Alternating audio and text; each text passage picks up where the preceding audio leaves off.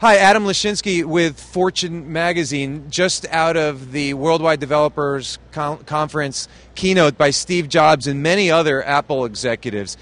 Interestingly, Jobs was only on stage for a relatively small portion. He looks very thin but strong, and it was an interesting presentation.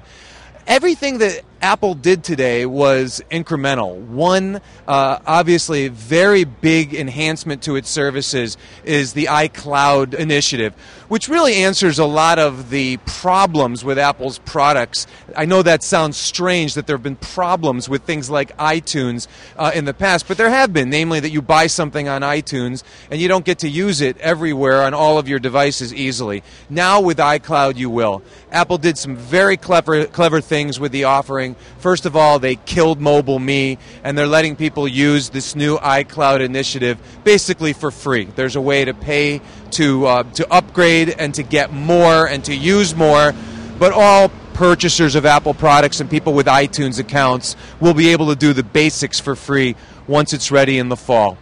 I think one of the key takeaways from today's presentation is that Apple is competing head-on with two of its best competitors who have stepped up and said, we're not going to let Apple do everything. And those two competitors are Amazon and Google. Steve Jobs called them out by name in comparing Apple's new iCloud service with what Amazon does and with what Google will be doing. He's saying there are competitors. They're saying that those two companies are Apple's competitors.